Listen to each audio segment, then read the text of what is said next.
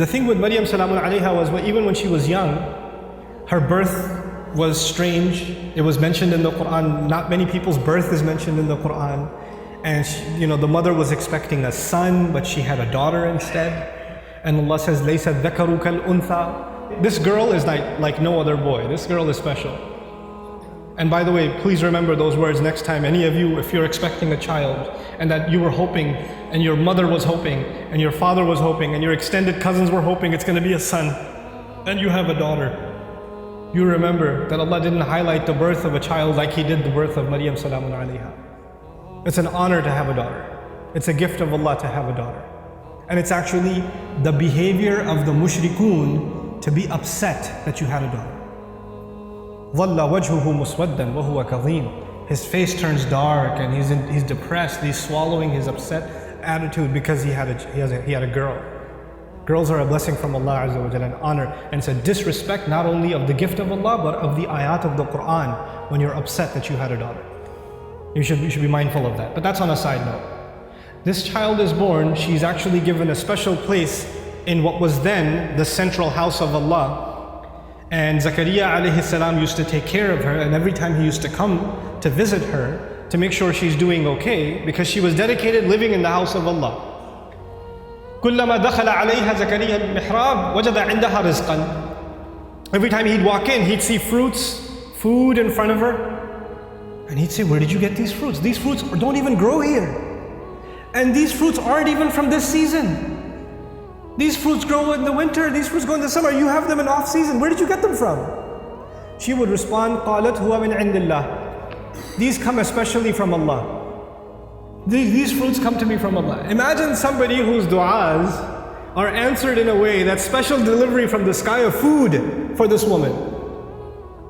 And so when this sister was telling me her du'as get answered in life, I remembered Maryam salamun alayha and how miraculously Allah would intervene and provide for her even matters like food. Things that we can get up and get ourselves. She didn't even have to get up for that. Very special child, very special woman. And so about this woman, what I wanted to share with you is later on in life what happens to her. When she's a young woman, angels visit her, tell her that she's going to have a child.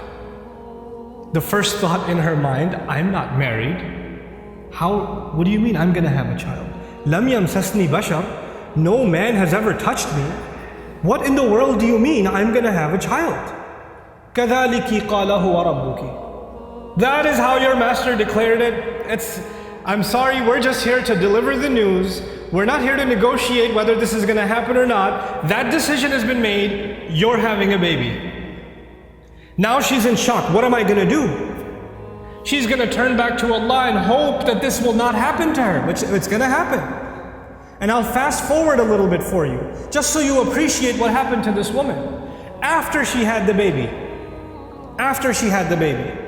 and she came back to her town, the entire community that looked up to her as a zahida, as a spiritual woman, as a woman of worship and ibadah, someone who even the prophet of their community, Zakaria, had endorsed. She grew up under the tutelage of Zakaria alayhi salam.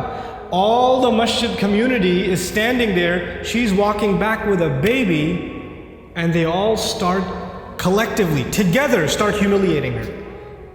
How could you do this? What have you done? There are women in the Jum'ah today. No Muslim woman can ever imagine being in a situation where she's holding a baby and somebody's telling her that child is not legitimate. She cannot imagine that kind of humiliation. No Muslim. And none of us can imagine that kind of accusation for our sister, for our mother, for our daughter. We cannot imagine that pain. It's beyond us.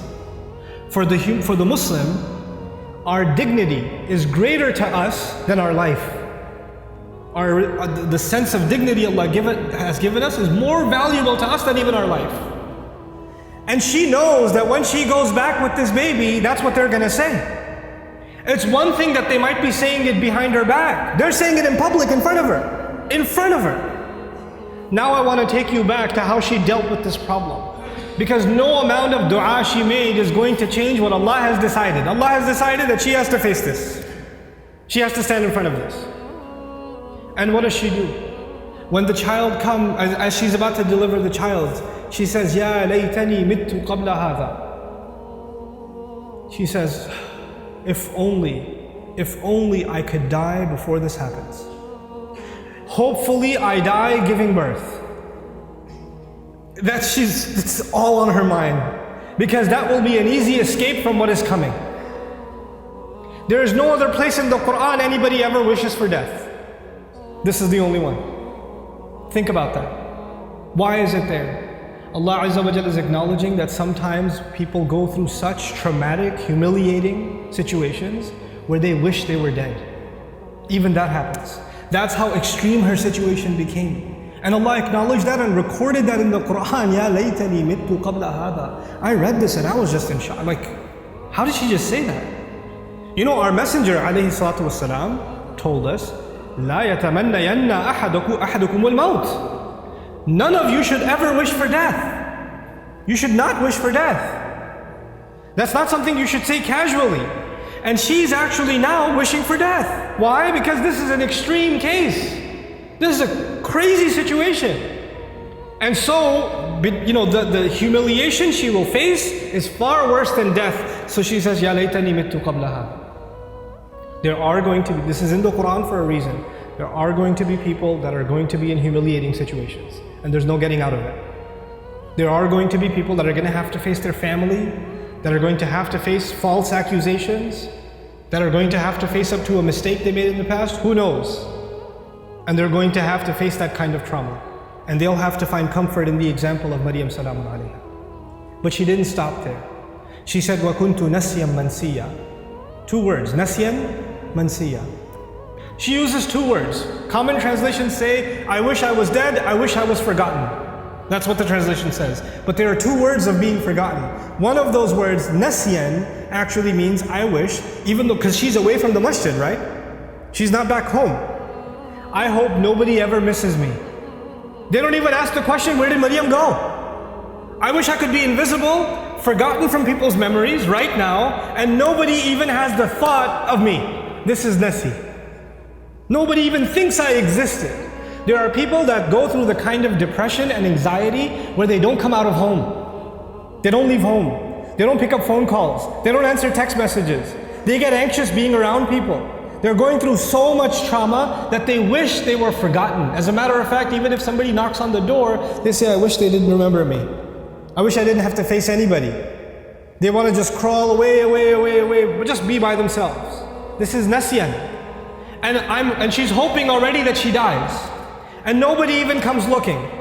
And then later on, even if years go by and nobody found out what happened to her, mansiyan. She's completely forgotten. There's no memory of her in the future either. I hope nobody thinks of me right now and I become invisible in the future also. I wanted to highlight this woman's trial because this is a woman of dua whose duas used to get answered immediately. She didn't even have to ask for food and it used to come. And this is the situation Allah put her in. This is the trial that Allah put her in. Think about that. This is not because Allah hates her. This is not because Allah forgot about her. This is not because Allah wants to humiliate her. This is actually, all of this ended up becoming Allah honoring her. All of this became Allah honoring her. What was her humiliation? Her humiliation was, people are going to say, you had this child without being married. You had a haram child. That's what people are going to say. And what was the child's name? You know? His name was Isa. There is no other prophet in the Quran who, when Allah mentions their name, He honors their parents also. Except Isa. Isa ibn Maryam, Isa ibn Maryam, Isa ibn, over and over again. Isa the son of Maryam, Isa the son of Maryam. Do you find Muhammad the son of Abdullah? Do you find Yaqub the son of Ishaq? Ishaq the son of Ibrahim? Yusuf the son of Yaqub? You find these? No. No. Every time Allah honors that messenger, alayhi salatu, or not every time, but multiple times, when Allah honors that messenger, He honors his mother. And by the way, this is important because for the Arabs, when you say Ibn, and for even the Semitic people, when you say Ibn, right after Ibn, you mention the father's name. You mention the father's name. Your last name comes from your father. Allah goes out of His way to remind people that no, he has no father, and we are going to go out of our way to honor that mother. Isa ibn Maryam.